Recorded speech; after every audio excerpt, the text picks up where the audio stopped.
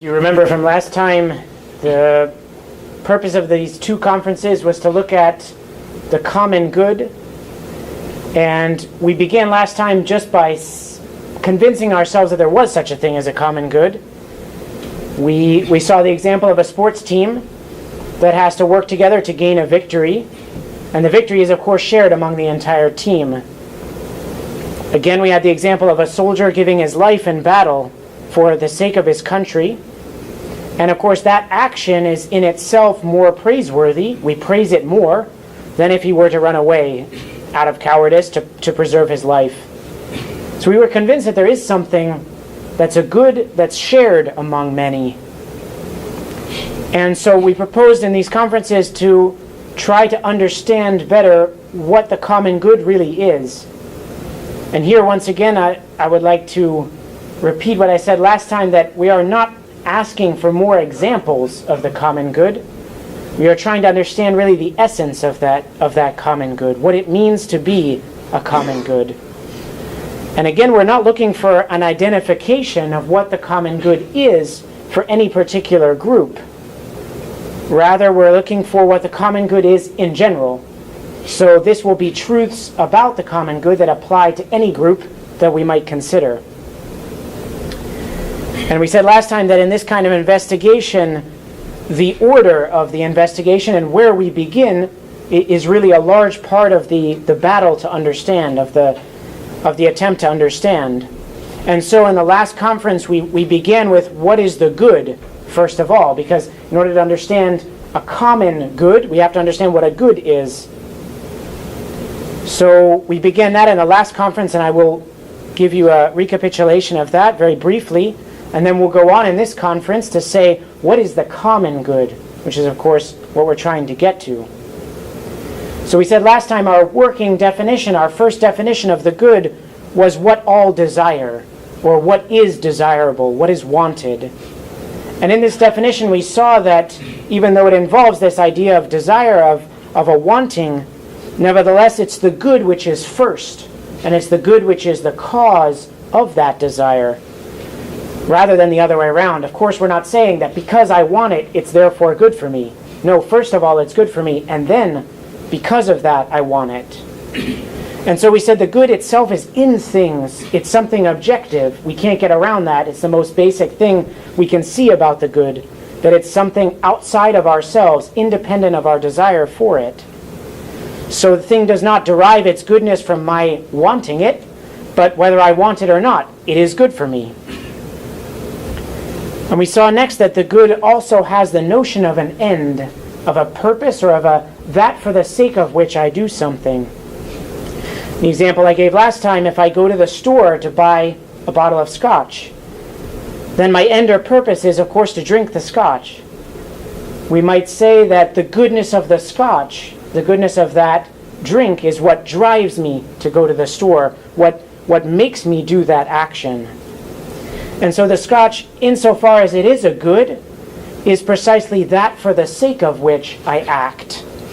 So just to explain that phrase, what we mean by that for the sake of which, it's an end or a purpose.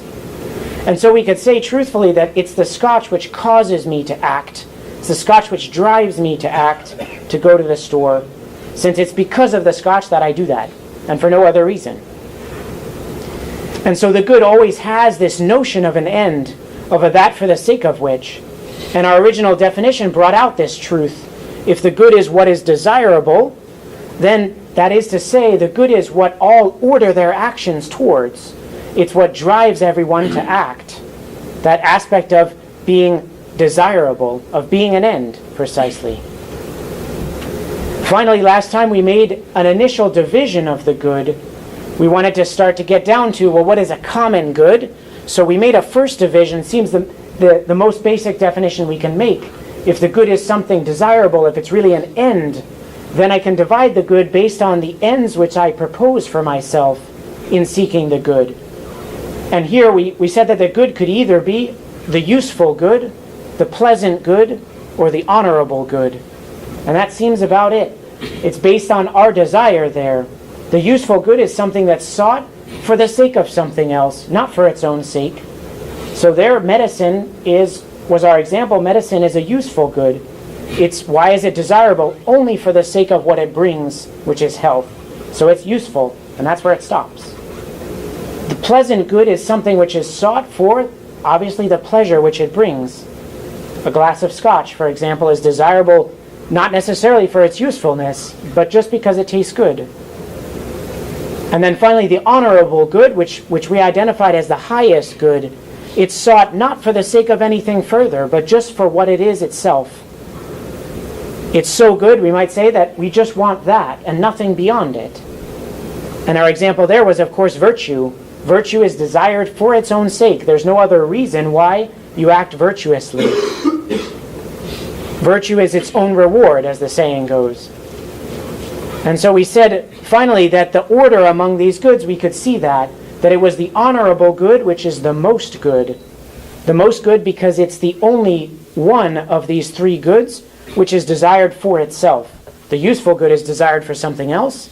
The pleasant good is either good or bad, not based on itself, not based on the pleasure, but based on something else. And that was the example of to eat meat is pleasant, right? It's obviously a pleasant thing. But whether it's good or bad depends on when you eat it, where you eat it, how much you eat. So it's something outside of the pleasure of the meat that determines whether it be good or bad. Whereas the honorable good is determined to be good or bad based on what it is in itself. And therefore we said the honorable good was the highest, the best good. And so it's clear that we're going to seek the common good among those goods, the honorable goods. The common good will be of that order of good, not just useful, not just pleasant. And we're going to see that a little bit more later. So we're now ready to begin considering what we mean by the common good. And we're going to have to make another division here of the good. Just like we made a division into the useful, the pleasant, and the honorable, we will make another division. But before we get there, as an introduction to that, it's important to understand some errors about the common good. And I'm going to present those first because I think it's very useful when we come to make this distinction between private and common good. It's useful to understand that distinction more. So I mentioned these errors last time briefly, and now I would like to just present them to you again a little bit more specifically, and then also where they actually affect us today, because they are very current errors in their own way. The first error that I spoke about last time was personalism. And this is in fact to replace the common good with a multiplication of individual goods. And if these goods are material, then we have what's called a materialistic personalism. So this position is going to claim that any society exists for the sole purpose of providing each individual member with individual material goods. And if you like, it's in large measure the world we live in today. For example, in today's companies, the employees, they have little to no sense of being part of something greater. They are there for the paycheck, and that's where it stops. That's a materialistic personalism. Why does the company exist for that employee? Only so that I get paid. And that's it. It stops. Once again, in our country, we can look at that as well. The true notion of patriotism and of loyalty to one's country, that's practically non-existent today. So one is not firstly a citizen, one is not firstly an American, one is a citizen in order to have a better life, a better individual life. If the country stops providing me with all these individual goods, without letting me, this country starts stopping me from pursuing what I want to do and when I want to do it, well, I have no use for it anymore. I'm going to move somewhere else. And that's a little bit where we are today. It's a materialistic personalism, so the society only exists for the individual material goods of the members of that society. On the other hand, we have a personalism that can be a spiritualistic personalism. That is one that puts, yes, the individual above the society, but for the sake of some spiritual good of that individual. So this position will claim that the society exists for the purpose of developing the individual personality of the members of that society with regard to his spiritual goods. This is a more subtle error for sure. To illustrate that, though, we can take some quotations, in fact, from documents of Vatican II, which is very striking.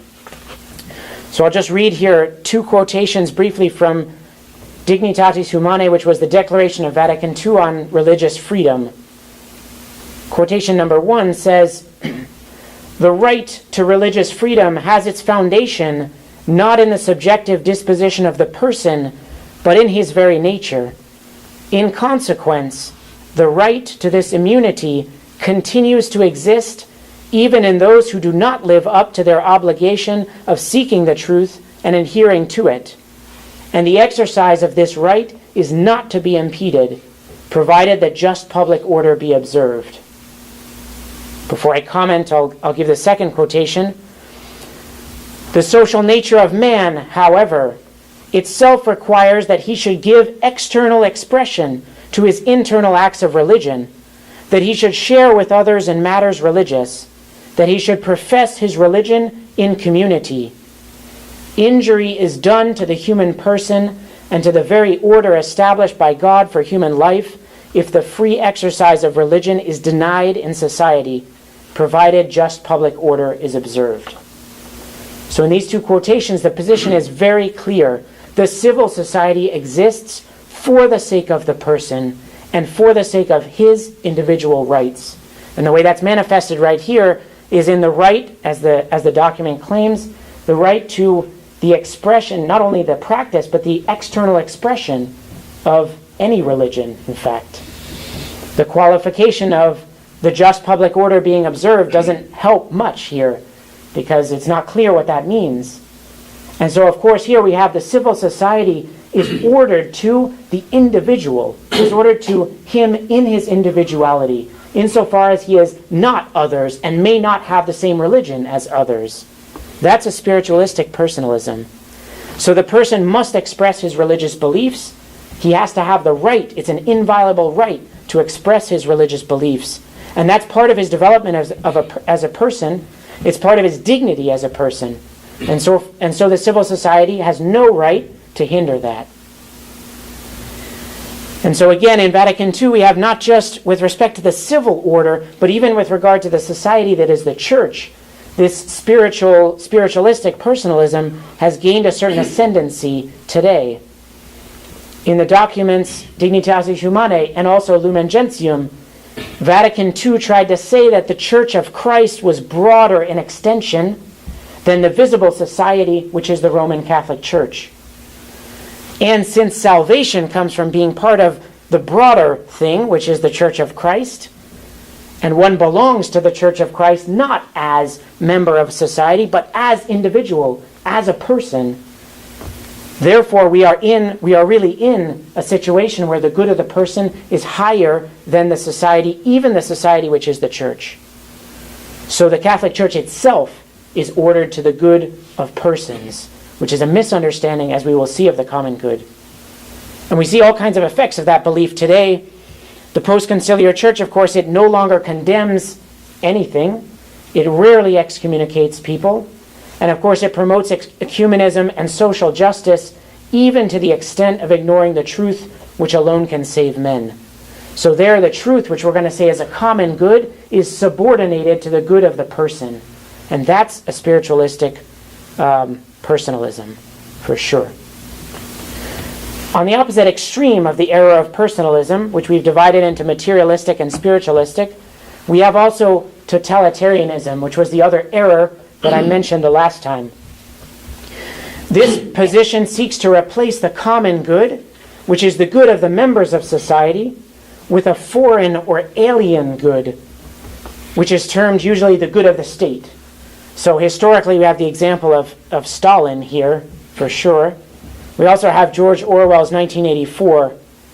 And there in that book, of course, it's Big Brother and the party are going to justify their oppressive rule in the name of a greater good to be achieved by the state. So here the totalitarian regime, that view of the common good, is going to divorce the good from the members of the society. So it doesn't become their good anymore.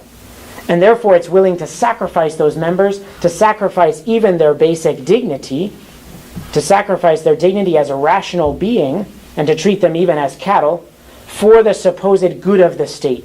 Every sacrifice can be made if it furthers the good of the state. And so that divorces the common good from the members of the society. So these are the two errors that we looked at last time, the two errors that we have to try to answer this time, and that we're going to try to come to a middle path between them. So let's go on now and look at what is the common good in itself. And here we have to understand, we have to make this second division of the good. We made the first division into the different reasons for which I might seek a good. And that division was based on the good as desirable. So the useful, the pleasant, the honorable, those were all reasons for desiring the thing in question. Now we're going to make a second division, and it's going to lead us to this consideration of the common good. So we recall, first of all, that the good is an end. We said that for the sake of which. And the good as end, and I believe I said this last time as well, it has a twofold aspect. So first of all, there's the good itself, and then there's the one for whom the good is desired, the one for whom it is a good. For example, the doctor desires health, not in the abstract, but he desires the health of this patient, of this person in front of him. And if we ask the doctor, why are you examining the patient? Why are you dealing with this patient? He will say, it's for the sake of health. But he will also say, it's for the sake of the patient. There's no contradiction there. What we're seeing is that in considering the good, we necessarily consider the one for whom it is a good. It's precisely here, then, in considering the one for whom it is a good, that we can draw this second distinction. So some things, such as food, are good to someone in such a way that they cannot be good to anyone else. If we think about that for a moment, food is good for me, but as long as this food is good for me, it cannot also be good for you, because I have to consume it for it to be good for me.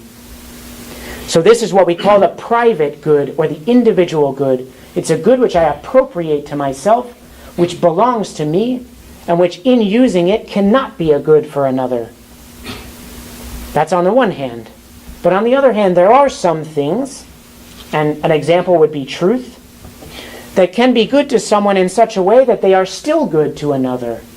If I know the truth, God exists, you can also know that truth, God exists. And so this truth is good for me, and it's good for you. And just because it's good for me does not mean it cannot be good for you. It is good for you as well. And we can even notice, to make this distinction even stronger, that there are some things which may not be good to one unless they're good to others. And an example of that would be choral music. You can't have choral music without different parts of the choir. And so there, the choral music is not going to be good to anyone as long as only one person is singing. And so as opposed to the private good, we call this the common good. So once again, the private good is something which cannot be good to another as long as it's good to one. The common good, on the other hand, is a direct opposition. It can be good to one and to another. And sometimes it has to be good to another, even to be good to anybody, like the example of choral music. So to emphasize this distinction, one more example. A private good, such as my shoes, they can only be the good of an individual. So my shoes won't be good for you unless they're lost to me. Right? I lose the use of my shoes if they're good for you. A common good, on the other hand, is universal in its goodness. It's not lost or diminished in any way by the sharing. The truth that I have that God exists does not diminish by you knowing that. So one does not try, contrary to the private good, one does not try to appropriate a common good to oneself, but rather one seeks to share it with others. I don't try to have that good, that the truth that God exists, for myself. That would be something disordered. I try to share it with others. I try to prove to others that God exists because it's a truth. And that's realized even in very small matters. You can think of the example of a good joke. You can hardly wait to tell it to someone else. It's a common good. It doesn't, in fact, it gains in goodness by telling to others. If you keep it to yourself, if you try to appropriate to yourself, it's actually maybe not going to be as funny as if you tell it to many people and you get everybody laughing. So it's too good to keep to yourself. That's an example of a common good. So the distinction which we just made is the foundation for understanding the common good. But we have to make one other caveat here because there can be a real confusion with this term common, and it's exactly that confusion which gives rise to personalism on the one hand, totalitarianism on the other hand. So we have to distinguish what we mean by common. And there are two ways in which a good can be called common, but it's only one of those ways that we intend when we say common good.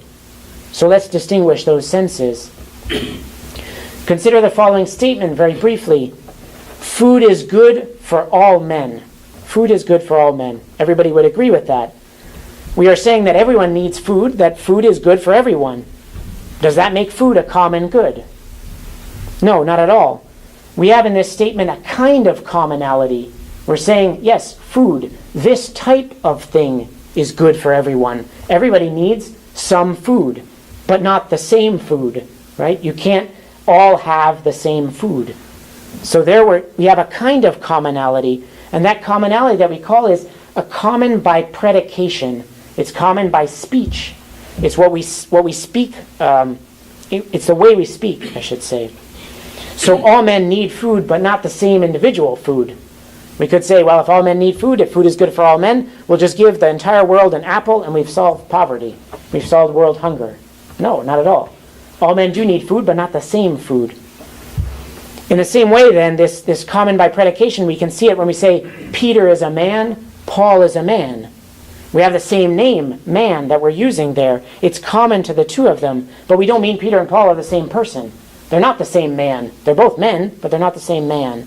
So it's a common by speech, by the way we speak. So they are distinct from each other, even though they are called by the same name. And so the same thing is happening here when we say all men want food, all men desire food. We're speaking of food as common by the way we speak about it, by predication.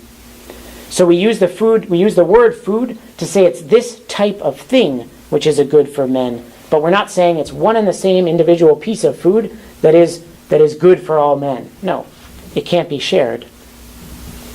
So we can contrast this example of food with the example of truth once again. If I say the truth, God exists, is good for all men to know, it's a good for all men, it is nevertheless at the same time one and the same truth. It doesn't change. It's not a different truth. We're not saying this type of truth is good. We're saying it's this truth. This statement is good for all men to know. One and the same statement that can be shared by all. So that should make clear it's a different kind of commonality that we're dealing with here. So to summarize, the word common in the phrase common good, in the notion of common good, it's not at all a commonality of speech. It's not at all a commonality of predication, as we just described, as if it's sufficient for all men to seek this type of thing to qualify it as a common good. No, we still say the food is not a common good. It's not a common good because it cannot be shared. The same piece of food cannot be shared by many men. One final example will make this a little clearer. We say, for example, all men who want to get married want a good wife, but not the same wife, right?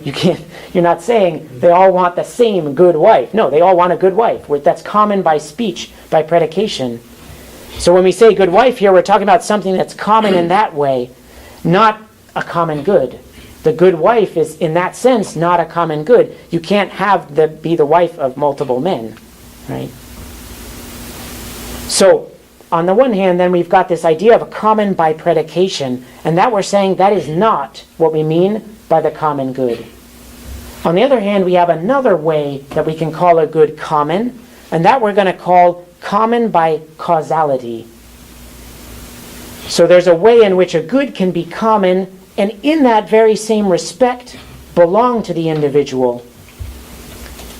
And here, when we say common by causality, we mean it's one and the same thing, which nevertheless, as a cause, extends itself to many effects. So I will explain that a little bit more. For example, it's one and the same sun which provides light and warmth to everything on the earth.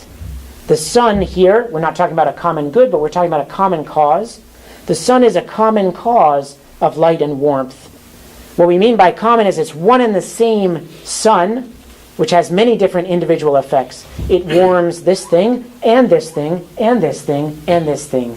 So there's a different kind of commonality there. It's not many suns that are warming each thing. One sun warms them all. So it's one and the same thing with many individual effects. And if we apply this then to goods, we can have a good which is common by causality. And that will be a good which, while remaining one and the same thing, one and the same individual thing, we could say, nevertheless drives or causes many to seek it. So as we said, let me try to explain this a little bit further. As we said, the good has the notion of an end or a purpose, of that for the sake of which it drives men to act. It drives people to go for it, just like the glass of scotch drives me to go to the store. It's the reason why I go to the store. And so in this sense, the good is really a cause of an action. So a good which is common by causality will be a good which is, first of all, one and the same thing, like the statement, like the truth, God exists. And second, it's also the end or purpose. It's the that for the sake of which, now, of many men. So many men are seeking one and the same thing. It's driving many. So we can take a simple example to illustrate this truth, this different kind of commonality. The victory which the army strives for in a battle, it's first of all one and the same victory. Every man in the army wants to defeat this enemy in these circumstances on this battlefield. It's the same victory that all men strive for. And it's also the cause of every man in the army acting. If we ask any soldier, why are you fighting? In order to win. It's the same cause for all of them. And it's the same victory that they all seek. That's the kind of commonality that we're talking about. Common by causality. And so each soldier does his particular task in order to achieve this victory, one and the same victory. And so it's the victory that they seek which drives them to act. Why are they fighting? In order to get the victory. And it's the same victory that all of them seek. So when we speak about the common good, then, the sense of common that we understand here is common by causality. And we can take a very striking example that I think brings all this together, this perhaps a little bit abstract philosophical consideration. It brings it together. Aristotle will actually say that a child is a common good of a marriage. A child is a common good of a marriage. The husband and wife, they share the same end, which is, first of all, to beget the child, and then to educate the child. Likewise, we can say no child is the exclusive possession of either the mother or the father. It's not as if the child belongs to only the mother and not the father, or the child belongs to only the father and not the mother. And again, we can say the responsibility of the welfare of that child does not belong exclusively to one or the other parent. It belongs to both.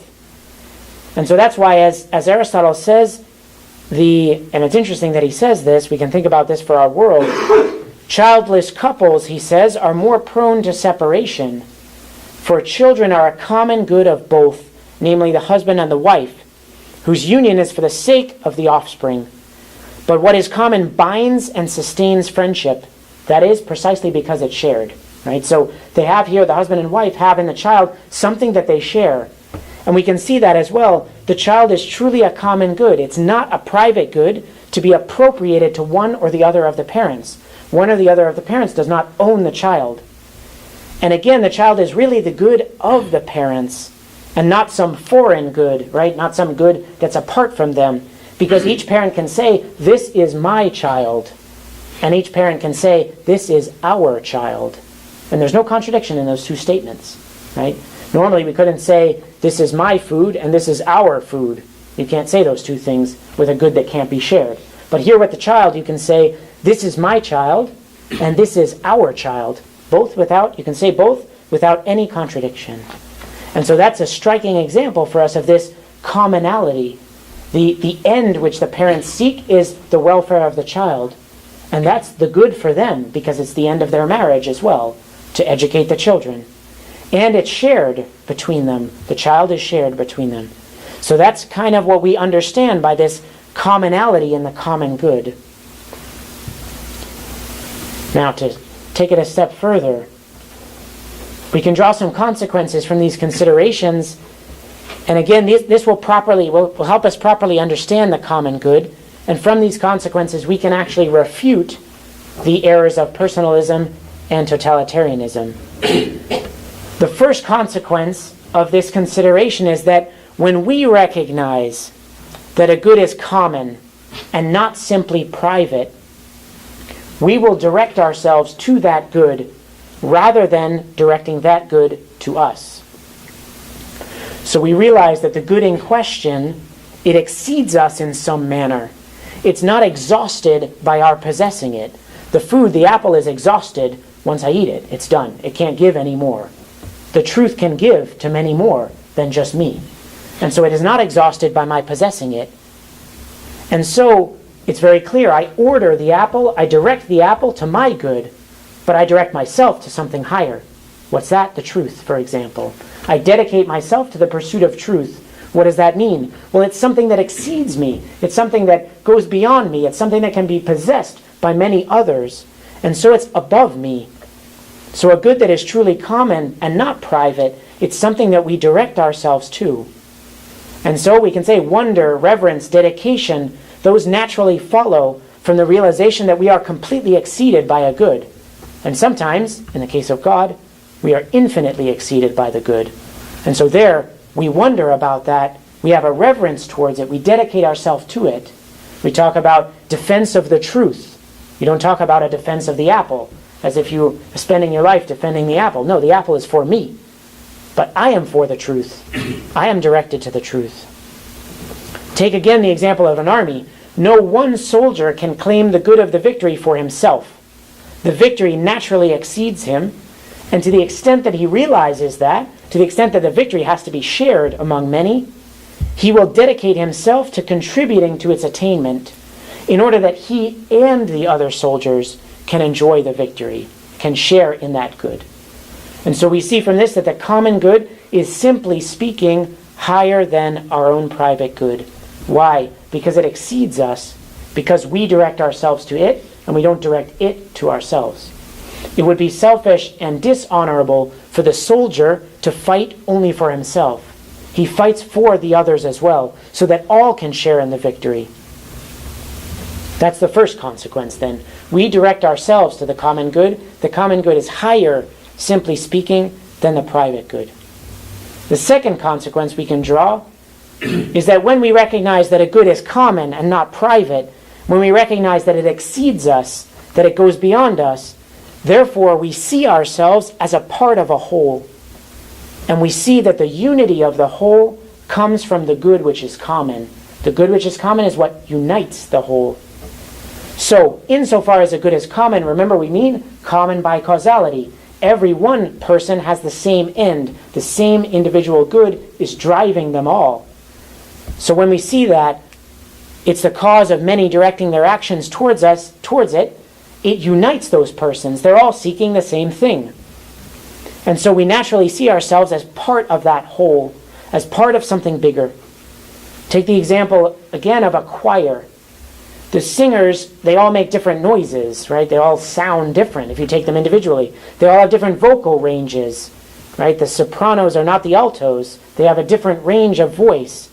And yet, when they all seek the common good, that is that choral music, that's the music that they are trying to produce, they're united. And as a whole, as a choir, as one, they pursue one and the same good, which is to produce that sound, the beautiful music. And it's precisely that good, which is the beautiful music, which all of them share, which puts order among their diversity. Right? So before, they're just a bunch of people who sound different.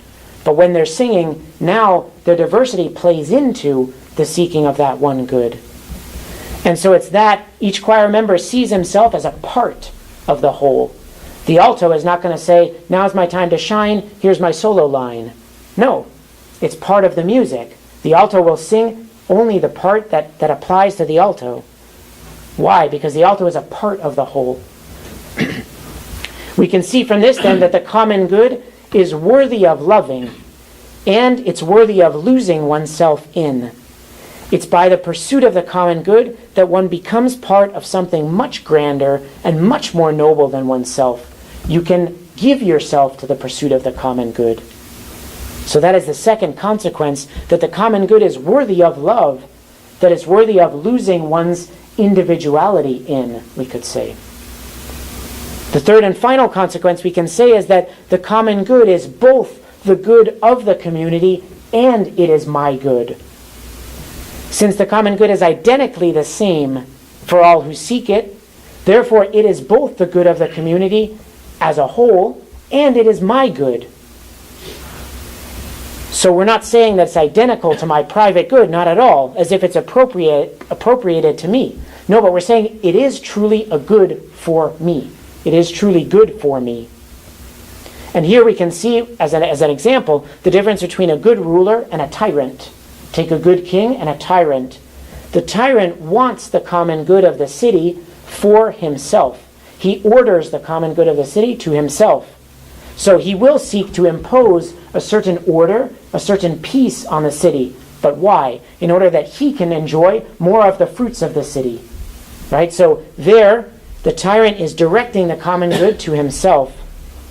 On the contrary, the good ruler seeks the common good as his good, yes, but also as common to every single citizen.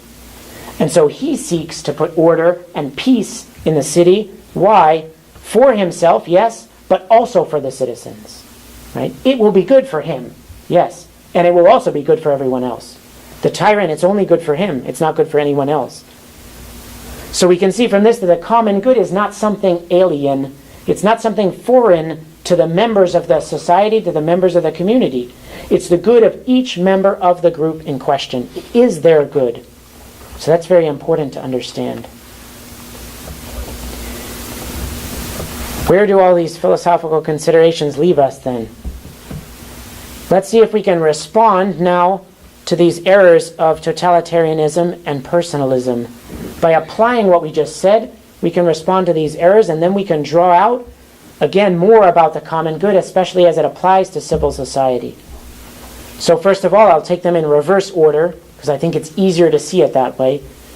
Against totalitarianism, first of all, then, totalitarianism, as we said, it makes the mistake of making the common good a good which is not the good of the persons that make up the community. So it makes the mistake of making the common good an alien good to the members of the society. So it conceives the common good as a private good of the state and therefore not shared. Everything must be sacrificed for the good of the state. And against this we can cite what was said above, what we just said, in fact, that the common good is the good of all the members of the community. It's not foreign from them. In other words, the common good extends to each of them, to every member of civil society, insofar as he is this individual and rational man. So the common good is the good of each man seen in his most proper personality. That sounds a little complicated, but what it means is that, once again, it's this man who benefits, it's this man for whom the common good is good. And totalitarianism wants to say, no, we must sacrifice that for something else, something foreign, and that's false. This is why we can say it's the common good that's the most intimate link among persons. It's the most intimate link, and it's the noblest link. All of them are seeking their good and the good of everyone else. And that joins them together, as we said. So if we reject totalitarianism, then we must say that civil society has no other reason for being than the common good, which is also the good of the members of that society. And these members are rational creatures. They are men. And so civil society has the obligation, once again against totalitarianism, it has the obligation to treat its members as rational creatures and not as just property of the state, not as tools of the state. So its good, the good of the state, should be identical to the good of the members.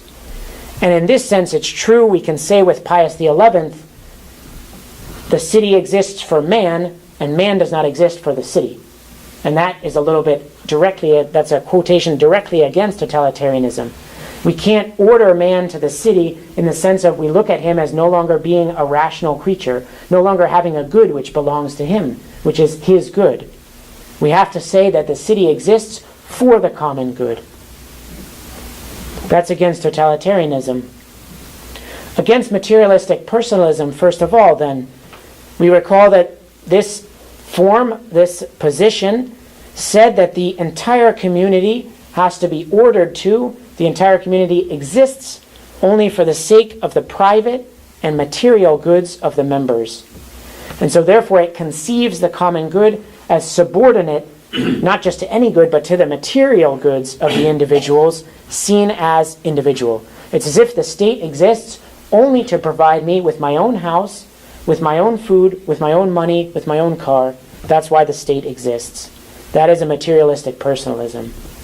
And this position, as we now can see, involves a twofold error. First of all, the common good is a rational good. No animal can understand the common good. No animal can understand the common good because no animal possesses reason. Animals have senses, and so they seek after sensible goods. And sensible goods are private goods. The animal goes after this food and appropriates that food to itself. But man has an intellect. Man is rational. And so he's able to understand goods that are more universal than sensible goods. He's able to understand a good that can be shared among many. And because he's able to understand that, those are good for him. And the common good is precisely that. It's a rational good. It's the good of the man as rational, not as just an animal. And so it's a spiritual good, necessarily, and not a material good. And so materialistic personalism implies this fundamental disorder of making the spiritual good subordinate to the material good, which is, of course, a disorder because spiritual good is better. We said that, right? The idea of the honorable good, which is a spiritual good, is higher than a pleasant good. It's higher than a useful good. The second error of materialistic personalism is that, as we said, the common good is better than any private good, simply speaking. And so materialistic personalism, in this respect, is fundamentally disordered. A society which fosters this spirit, the spirit of just providing material goods to the members, sacrificing everything for that, we have much more a pack of wolves rather than rational creatures. And you can see that. What happens in the pack of wolves? They fight over the food. They might hunt together, but they fight to get the food. And it's exactly what we see nowadays in common society. When there's a disaster in a particular area, there's anarchy. Everyone seeks to steal, everyone seeks to loot. It's more a pack of wolves than rational creatures.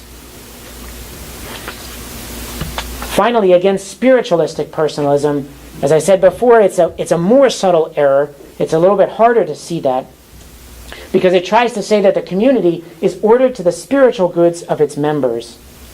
And that sounds correct, but we have to notice here that this kind of personalism is going to view these spiritual goods not insofar as they're common, but as belonging only to the individual. So it's really the glorification of the individual as individual. And so here we hear this all the time today. Phrases like your own self-fulfillment. You need to fulfill yourself. You need to have your personality blossom, and that's why you're here. Right? That's all ordering to the spiritual good of the person, yes, but considered not as part of a whole, but as an individual. And so here, once again, we can note two fundamental errors of this position based on what we said. First of all, once again, it perverts the spiritual goods. This spiritualistic personalism perverts spiritual goods insofar as it sees them only as goods of the individual as individual. So rather than belabor this point, we can take it immediately to the highest good and see the absurdity of it. Take the highest common good that exists, which is God himself. Why is God the highest common good that exists? God is one and the same, and he is the end of everything. So he is the final cause. He is that for the sake of which everything is created. Not just us, not just a few people, but absolutely everything. So God is the highest common good. And so the spiritualistic personalism, by that position, it's forced to say that the enjoyment of God, our enjoyment of God in the beatific vision, is a private good of the individual. That's what they're saying. They refuse to look at God as a common good, because they're saying the common good is ordered to the individual good, the good of the person as individual. But that would mean, if we say God is my personal, my private good, that would mean that God is the private good of a finite creature. And so he's no longer God. He can't be superabundant goodness. If he's not good enough to be my good and the good of everyone else, If he's only my good, he's not God, because I'm finite. And so that's a grave error. That's a very serious error that this position involves. Because our happiness with God, our happiness in the beatific vision, depends precisely on his being the greatest possible good we can achieve. And so being able to be the beatitude of absolutely every rational creature that exists. Not just us, we can say there, but even the angels. The second fundamental error of spiritualistic personalism, then, is to claim that the private and spiritual good of a person is better than the common good. And once again, it's impossible, because, as we have said, the common good has the notion of a whole, whereas the private good has the notion of a part. And the whole is always greater than the part, as we have said. So to say that I'm here in a society just to develop my own personality, my own self-expression, so to speak, that is to order the whole to the part. And that's perverse. So after this, looking at these errors and drawing out some of these truths about the common good, I'd like to close by sharing with you two quotations that a philosopher, Charles Saconic, cites in his work, which is entitled On the Common Good Against the Personalists. So he's arguing specifically against personalism. But he cites this in answer to an objection. So first of all, he cites a work that was by Mortimer Adler and a certain Father Walter Farrell. And the quotation is as follows. He cites this. Quote, "In short, every act of justice implies a relation to the common good, and, what seems paradoxical, is by that very fact selfish, because the common good is not an end in itself. It is a means to the individual happiness that every man pursues. The intentions of natural justice are selfish. They do not look to the good of another as other, but only as part of the community, which should be conserved for the good proper to himself." So DeConnick rightly describes this opinion as deplorable. It's in fact exactly contrary to what we've just said. The idea that there is no, even a natural justice, even among pagan societies where we sometimes see a sacrifice for the state, that every action there is in itself a selfish action. That's a deplorable position to take the idea that there is no such thing as a common good which is sought for its own sake, as if the common good is not among the honorable goods. But DeConnick, he won't go into detail refuting that position. He will just cite, in contrast to that, an excerpt from a letter which was written by a soldier during the last hours of the fall of Bataan. So the quotation goes as follows. It's from the letter from this soldier. "I have seen horrible things, but I have also seen admirable acts of courage, of sacrifice, of loyalty. Finally, I have found what I have sought all my life, a cause and a task in which I can lose myself completely, and to which I can give the last ounce of my strength and thought. I have mentally and spiritually conquered the fear of death. My prayer, morning and evening, is that God, who suffered so for me, will grant me his strength and his peace. In the last 2 months, I have taken part in one of the most disinterested cooperative efforts ever accomplished by any group of individuals. Some errors have been made, but that has nothing to do with the manner in which my comrades, both Filipinos and Americans, have reacted to their baptism of fire. If the same ardor were devoted to the betterment of the world in times of peace, what a wonderful world we would have." And DeConnick comments on this, and I'll end here. That is love for the common good. Thank you very much.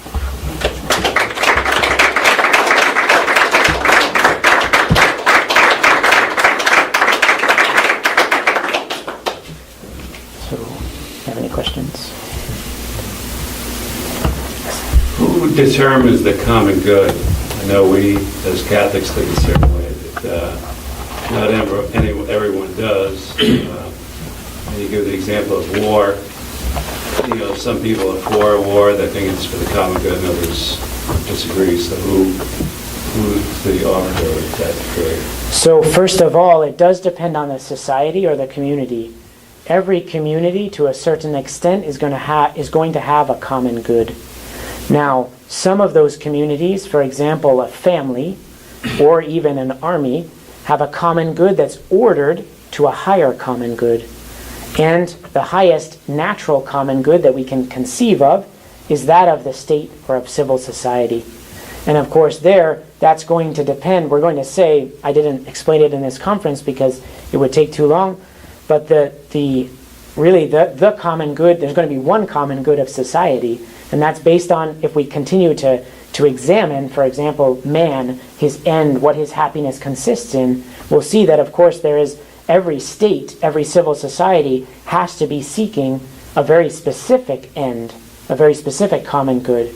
And that will be sometimes the philosophers will describe that as the bene vivere, so the living well, which means the life of virtue. So it's going to be the order among the society, it's going to be the fostering of virtue among all the members of that civil society. And so if you want to ask then, what is the arbiter of the common good? It's the truth, in fact. It's the way things are in reality. Because man is ordered to a particular end, and because certain things are conducive to that end and other things not, therefore the common good that the true common good that ought to be sought by the state has to be a certain way, and it has to be that virtuous living of the citizens. So then when we talk about if we're trying to judge in a particular circumstance, obviously it can get difficult with all of the considerations there, but if we want to judge, for example, if a country is going to war on a just cause, we have to look at that in relation to the true common good for the civil society. And that it's going to depend widely on the circumstances, of course. And the moral theologians, so there we step more into theology, which can give us a clearer view, but the moral theologians will give certain requirements for a just war, which obviously is a whole set of conferences to itself. But that's going to be judged in light of what? The truth, right? And what man must seek as his true end. How would you distinguish, or what role does the personal good play in the common good? And the example you gave about self-fulfillment and fulfilling yourself as an individual, but wouldn't those who are ordered in that direction also contend that in order for that person to participate and create a common good, each person must have to feel fulfilled in that role to be able to meet the larger common good? In fact, what we're saying about what we respond to the personalists is that, yes, obviously there must be a development of true personality, but that only takes place by seeking the common good. And why? Because the common good itself is higher. The common good is more spiritual, more rational good than one's individual good. The perversion is to say that the reason I come together with other people is only for myself. Right? So I order everything just to me. And that's to say everybody else, everything else that might be together is on a lower plane than I am. And so the problem with the personalists is that what they say is that it's for the development of the personality, but in fact they contradict that by their own position. It can't be, because the higher good is the common good. And so by seeking that, there is a development of personality. Here it's striking, perhaps this could help answer the question as well. C.S. Lewis is very good about this point. In the Screwtape Letters, he has a particular line where he says, so in the person of the devil, who is Screwtape, one of the devils, one of the demons, he says that the enemy, so God, asks the saints, asks the men and women who are seeking him, he asks them to lose themselves, right, to lose their individuality. And he notes that in losing their individuality, they become so much more unique. Take the example of the saints. Every single saint is completely unique. Every single saint has developed entirely their proper personality, we might say. They are special. A St. Francis of Assisi is not the same as a St. Francis de Sales. Completely different, in fact. And so different that we have to write entire biographies on each of them. We can't just say, well, they had the same life up until this point. Then no, they're completely different. Whereas those who, to take the example to the theological realm, those who commit sins, those who, for example, seek after, let's say, pleasures or money, they're all the same, right? They lose their uniqueness. They're very much carbon copies of one another. And so there, the point is, and the point that C.S. Lewis is making is that by trying to lose, the saints, by trying to lose their individuality in the pursuit of a higher common good, they become so much more unique. They become so much more their own person, right? I don't know if that helps answer the question. The problem with the personalism is that they're going to make that their goal, to become unique. And in making that their goal, of course, it will fail, because they can't possibly attain that. Right. I mean, I see the distinction, but comparing what that answer to what Mr. Deneen had said, you know, if those who are forming the individual, trying to promote the idea of individual fulfillment, have a larger goal in mind, which is a possibly happier society or a more content, more peaceful, more prosperous society, even though they're promoting it as an individual good, if they have the motive of creating a common good, then how would the individual be able to, I mean, how do you make that distinction? Or is there even a distinction? Or is there part of that in both? The problem is that there you're going to have those that are, so I'm imagining you're considering sort of the authority that's trying to promote development of proper personality, like the personalists say, Sure. in the members of the society, but for the sake of the better good of the whole. Right? The problem there is that they're alienating the good that the members are seeking from the good of the society. So they're considering them as distinct. And the problem with that is that it will never work, right? Because exactly as we said, it's this one and the same common good that all seek. You see? And if you want to take an example, your janitor in your company says, I'm a person, I'm my own man. I'm going to start doing what the CEO does. And he walks into the CEO's office and he starts doing it. That's never going to promote the good of the company. What you need is for the good of the company to be at the heart of the janitor as much as at the CEO. Right? So both have to be seeking the same one and the same good. And it's that makes it a common good, and it's that makes the unity among the diversity. The janitor is doing very diverse things, different things from the CEO. And nevertheless, that diversity, there's only harmony and unity there insofar as each seeks the same good, one and the same good. That makes sense? I think so. It's as if the director of the choir were to say, listen, just sing what you want. And that's going to sound better, right? It's not, right? They have to sing what they're supposed to sing, right? But that's their good, to sing that. Right? And it's a good that, once again, only rational beings can see that. The animals can't see that. They can't understand it. It's not to say the animals aren't directed to a common good, because it's God who directs them. But the animals can't understand it as a common good. But we can. And so for us to seek a lower good after understanding that there's a higher good is perverse. Other questions? So what you're saying, most of this stuff is over my head, but for what it's worth,